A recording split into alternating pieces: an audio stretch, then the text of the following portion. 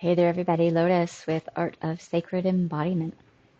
We're doing another video on sweet simplicity and slow life living.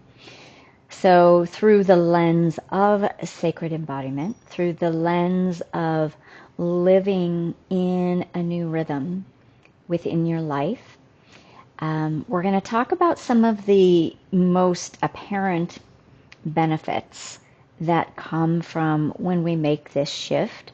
And I just want to say that I know that this doesn't seem accessible for a lot of people, and depending on where you're at in your life, this shift can be challenging, right? Depending on where you're at in your career, what stage of life you're in, whether you're parenting, whether you're in school, like there are a number of, whether you're really like on a driven career path. And yet there's always benefits to learning where and when and how to implement in your life a slower pace, and where and when and how to understand how to touch into your own version of simplicity. So I've started offering journeys, 8-week or 12-week journeys that really help to guide this process. And it all is going to vary on where you're at so that you can access what you need to balance and harmonize your life as it is. And all that being said, I'm also speaking to people who are ready to make a change, right? You're tired, you're exhausted, your nervous system is dysregulated, your life hasn't been working, and you've been living under and within a body and a mind and a psyche of stress and overwhelm. And you don't want to live that way anymore. So this is a process, I will say, that I'm still in the midst of the process, but definitely have landed a great deal of this over the last probably 2 to 3 years. But I have been actively intending to co-create my life towards this over, I would say, well, since probably like 2019, 2020, maybe 2021, and making choices along the way to shift from ways of being and belief systems about the life that I had led and the conditioning and the programming, from whatever I was in at any given time. And it's just continued to guide me. So that's what I like to work with people with, is how do we really do this to fit you and your life, and to understand that it's not a quick fix.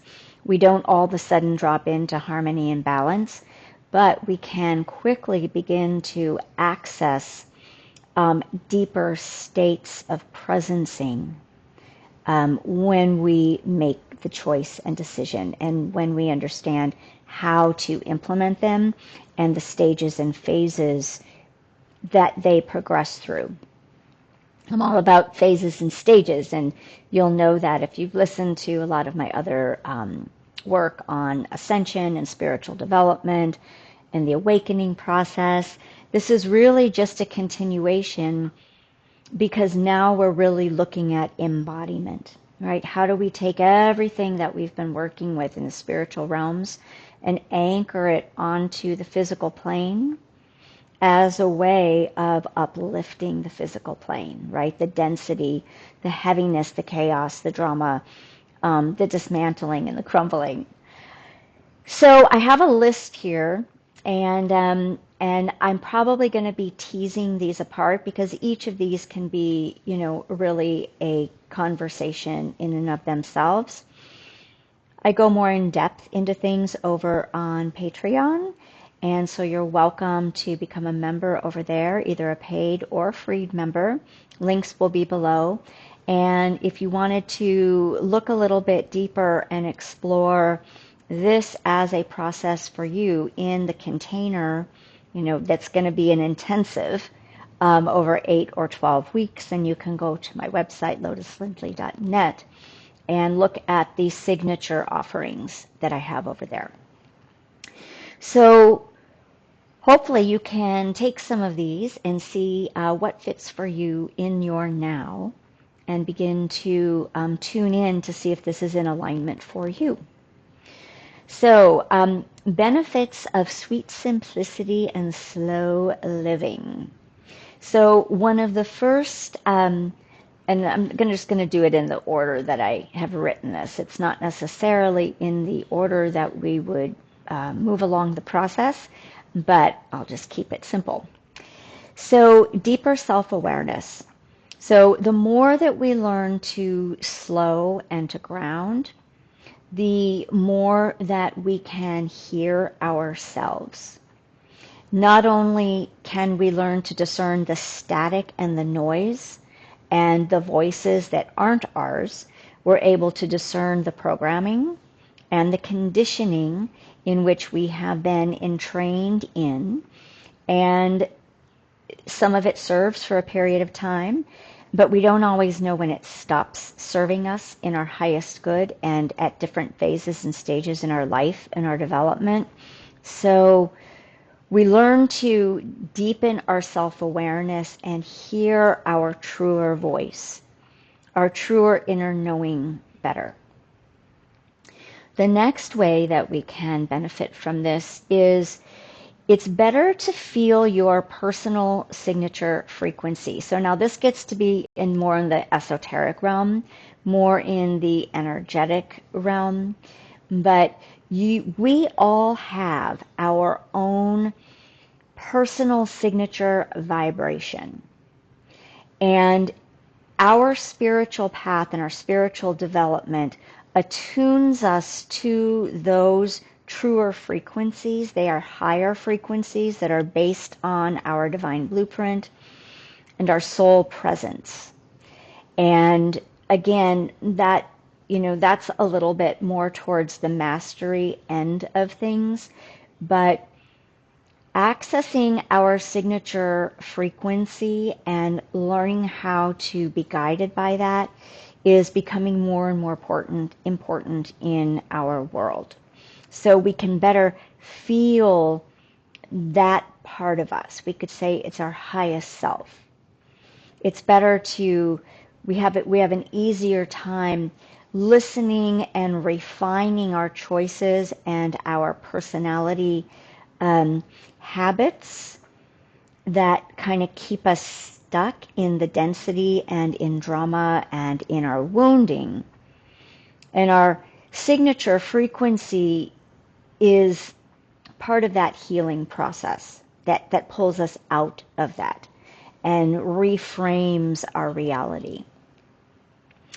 So we also, through the sweeter simplicity and slow life living, gain more clarity of mind, right? We aren't as jumbled because we begin to know thyself better, so we can make our choices from a more informed state, from a grounded place, from a more neutral space, from a more harmonized space, from a more heart coherent space.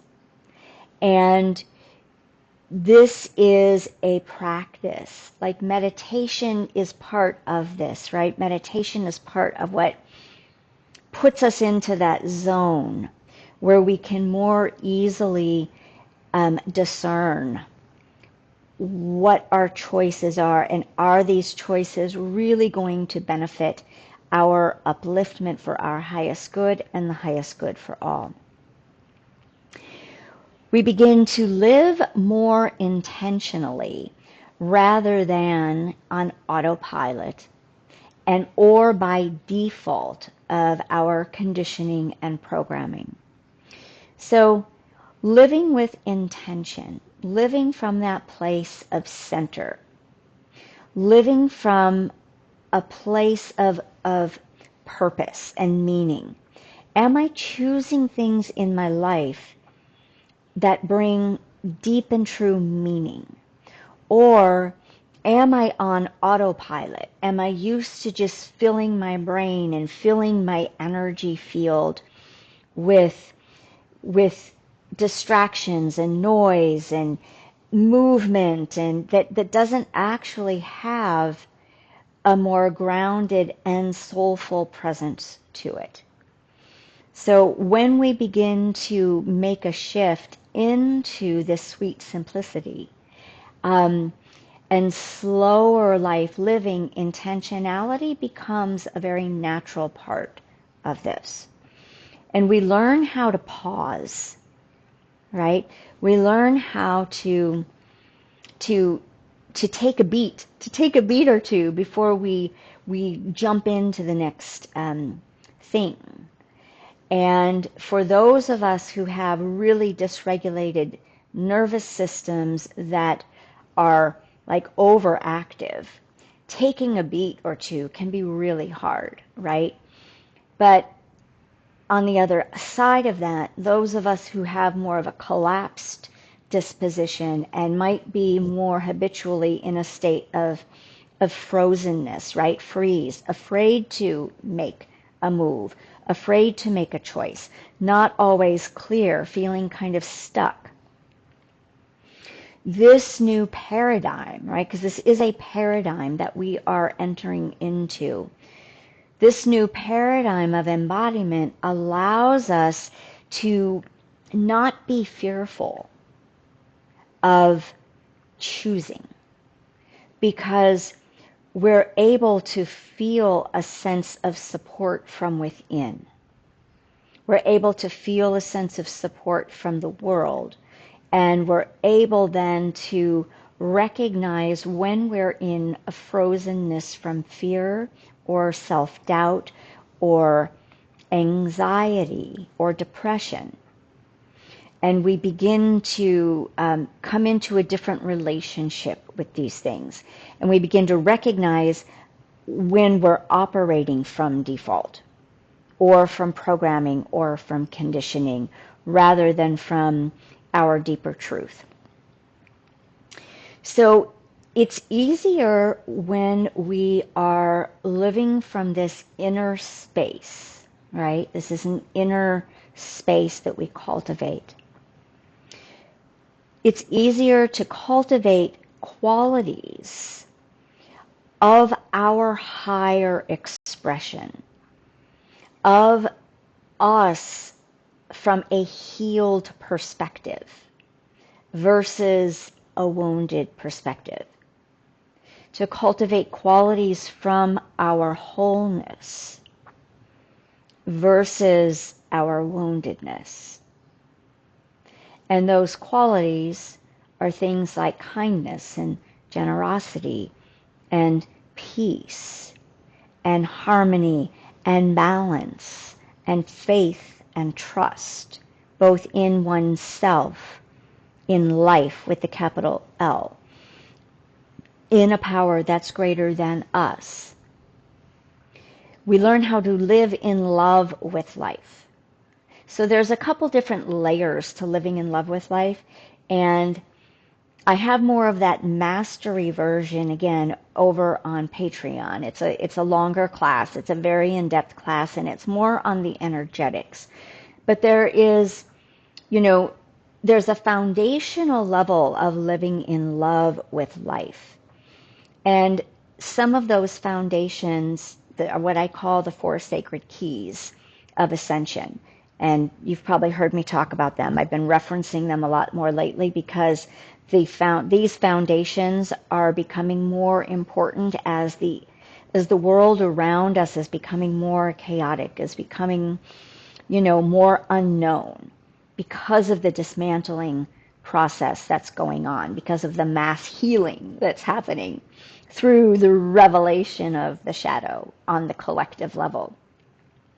So those 4 sacred keys our sacred centering and sacred grounding, falling into self-love, divinely aligning, learning how to come into your true alignment, and then accessing your divine blueprint. So these are, for me, the foundation of all of the teachings that I offer through Art of Sacred Embodiment, including these two new signature journeys and containers that we get to go much deeper in. And again, those are over on my website. So living in love with life begins to come from those four sacred keys.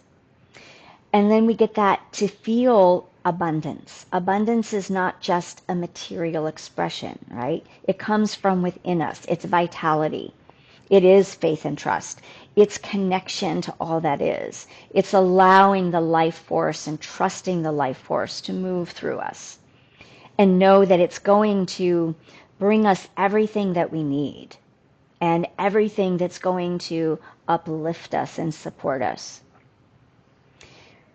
We also get to cultivate much easier living in connection with whatever your understanding of God is. And then the kind of cherry on the cake or on the ice cream sundae, whatever we want to call it, to this is that the more that we really come into this relational intimacy with ourselves, it enhances our relationships with everyone. It's that relational support because we are learning how to be more deeply connected and rooted within us, to be more loving, to be to ourselves first, right? The more that we cultivate this inner relational intimacy, we're available for others.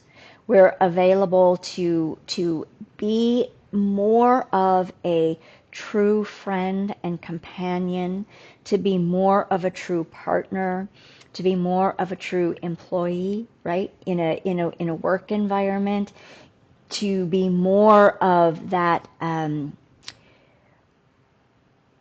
to have the qualities to hold space and to operate from not a need of trying to get from others, but what are we there to both bring and to be open and able to receive. Receptivity is a whole other ball game that comes into play within this paradigm of the sweet simplicity and slow life living. So physically, how do you know when you're accessing this space? One of the things that starts to happen is your breath begins to deepen and it starts to slow down. Normally, when we're activated, when our system is activated, our brain, our nervous system, our we're tense, we're stressed, and oftentimes we live within this, and you're going to recognize this as soon as I say it. The breathing is shallow. It's chest breathing. Most of us live from a chest breathing state, which means that on some level our sympathetic nervous system is always activated, which means our brain is always on in some way, shape, or form, which means we're going to be holding tension in our body. So when we begin to access this new space, our breath deepens into our belly. Our body softens, right? For me, my voice softens. Our minds begin to become quieter. Our heart actually starts to open. And we ground in our body. We become more anchored in our body rather than, let's say, disembodied to various degrees. So that's another thing as well. So physically, as the nervous system begins to regulate, right, the body tensions soften. Relaxation on these deeper levels allow our life force energy to flow through us uninhibited. And healing naturally begins to occur because we're soft, we're open, we're expanded in both our physical body and our energy bodies. Our vibration and frequency raises and we become more coherent rather than discordant. So overall, we feel really good, right? We feel at peace. We feel connected. We feel safe. We feel supported. We feel that we have, like everything is okay when we drop in and when we begin living more consistently from this inner space. Decision making becomes easier. We tend to make better decisions because we aren't operating out of reactivity.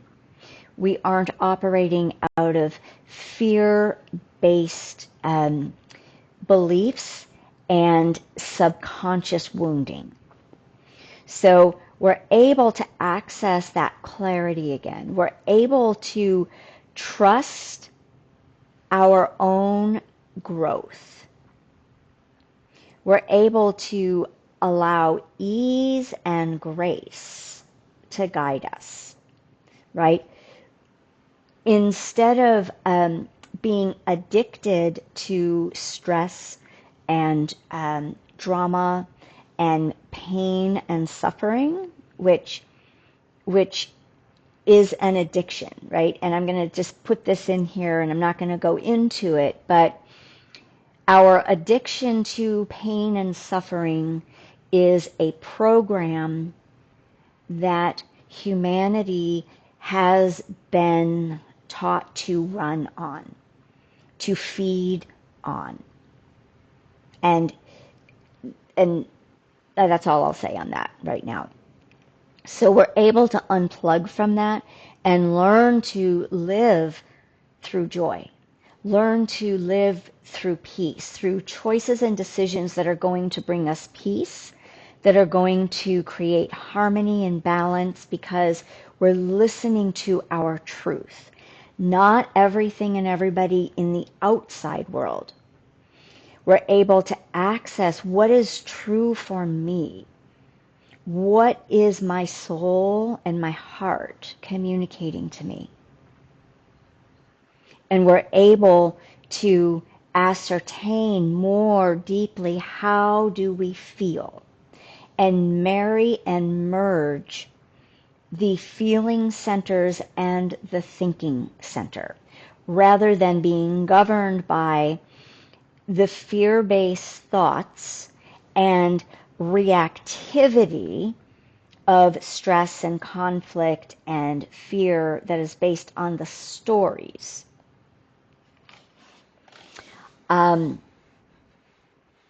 So we start to live more fully into natural time and sacred rhythm.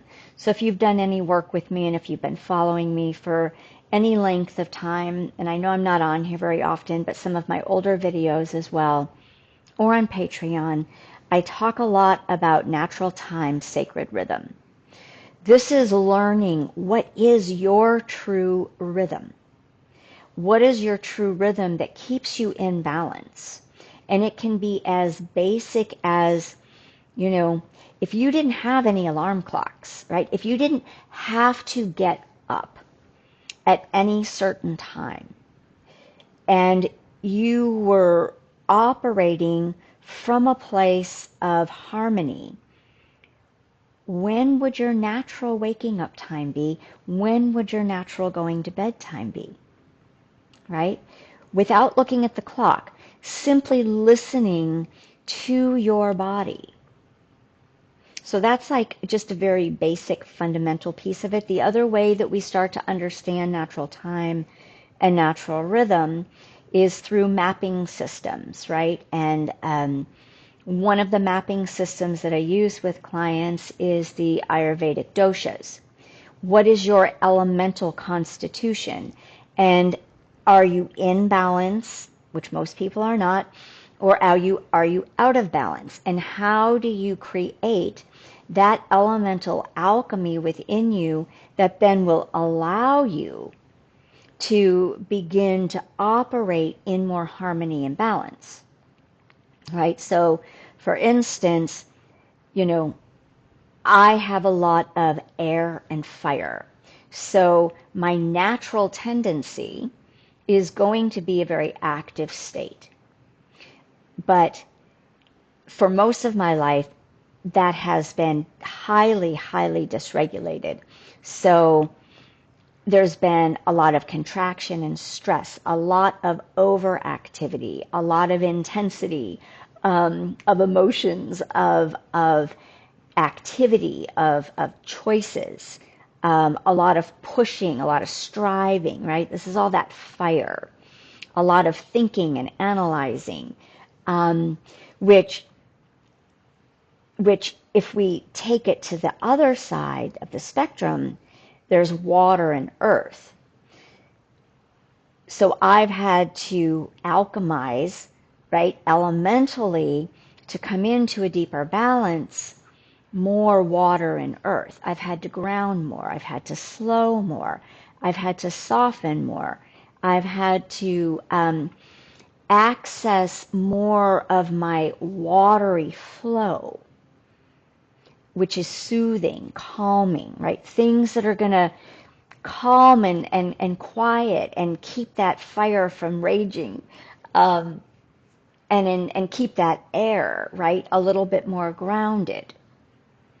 So our natural time and sacred rhythm is unique to each of us, and learning how to work with that is a game changer, and that becomes a doorway into living through a greater simplicity. And simplicity does not mean complacent or slow life living. Doesn't mean there isn't dynamicism in life, but it shifts because it's a paradigm shift. It is a whole being, soul, heart, energetic shift in how we perceive and see and value life. So, value, right? So valuing pleasure. And pleasure does not mean instant gratification. Valuing those things that allow us to access joy and peace and celebration and balance, and to be able to, that stop and smell the roses saying, yeah?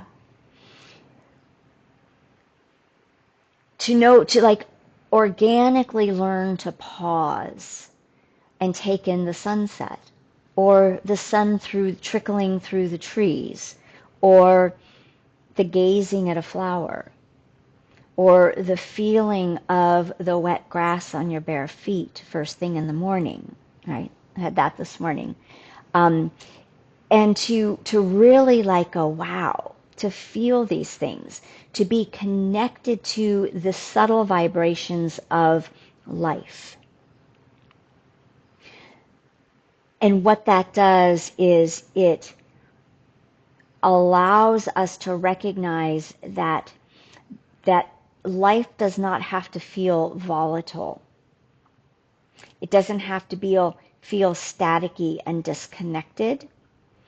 But when we're going from one thing to the next, right, distraction to distraction to like maybe intense work, and then we take a break through scrolling or distraction.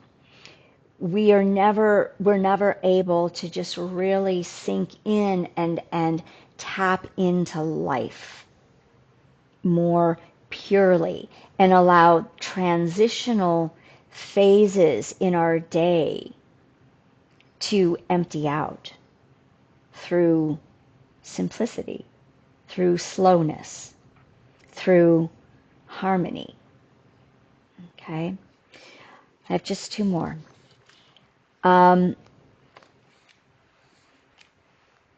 So as we begin to come into this paradigm, this new way of being, we actually have an easier time of understanding what truly no longer serves, because we're going to feel it in our body, right? If we have cultivated a more regulated system, a more groundedness, a more embodied presence, a slower, more peaceful way of being, we're going to feel the stress of certain things acutely. And it's not going to feel good. And so it's like a jolt to the system. And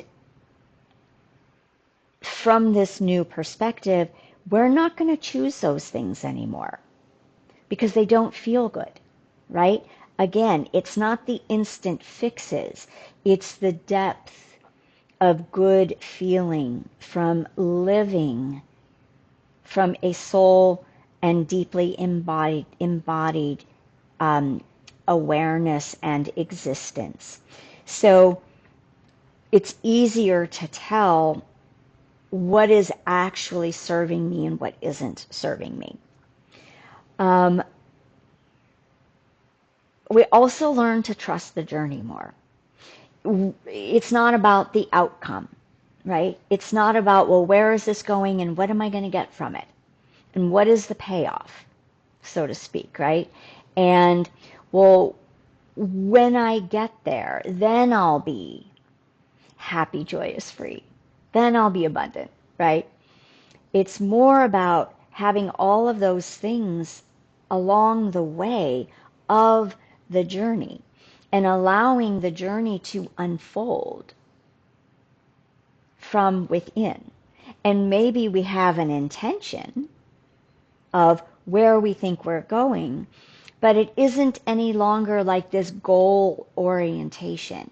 It's like, wow, what am I cultivating to experience in my life? And I do that from within first, and then it begins to manifest in the world. And we enjoy the journey, even, the ups and the downs, because we trust the ups and the downs.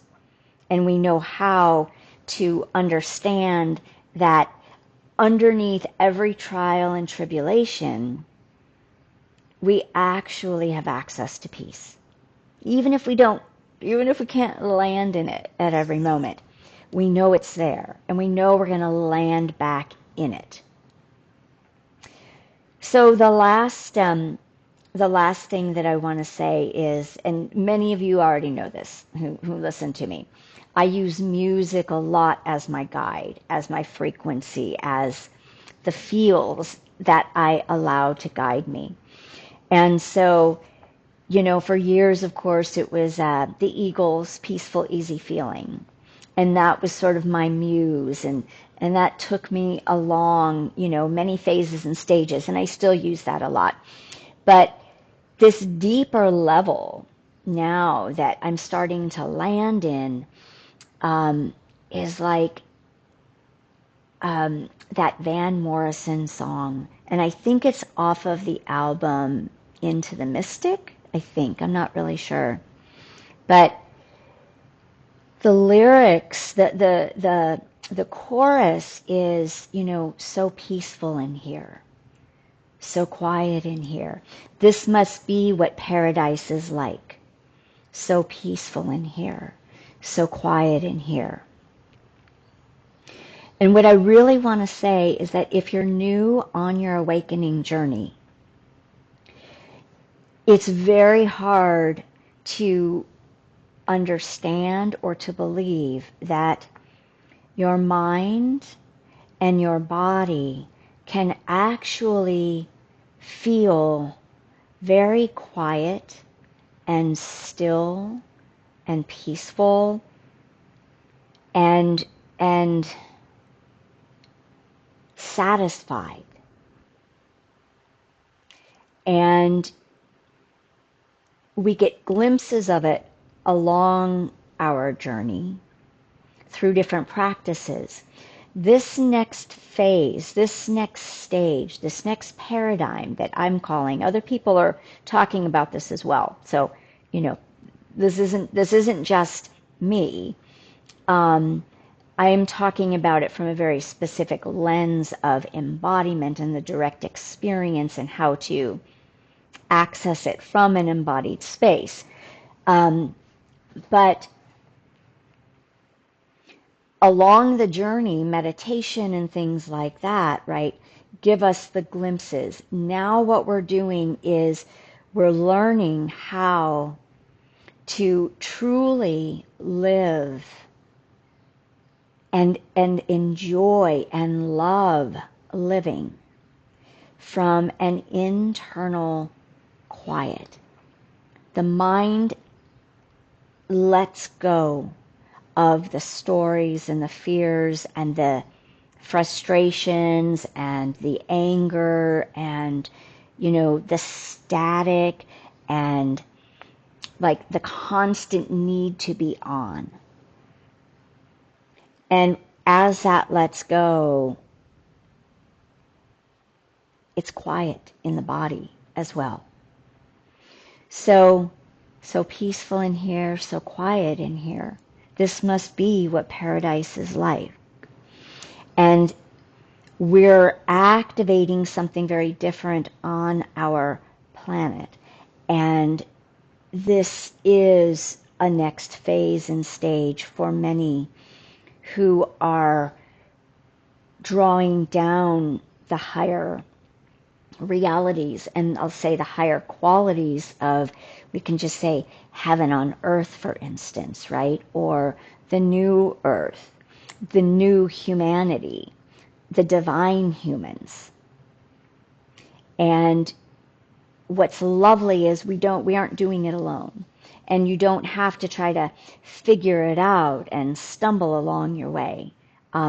There's guidance, there's assistance, and I'm just one of those that, you know, is called to share and to support and to create the containers for this part of this amazing journey of life that we're on. So with that, I'm going to say adios. And thanks for being here. If you made it through the entire video, I appreciate that. And I hope that this was supportive. I hope that, that it's inspiring and gives you a glimpse into what might be an alignment for you. All right. Again, you can find the links below. Bye.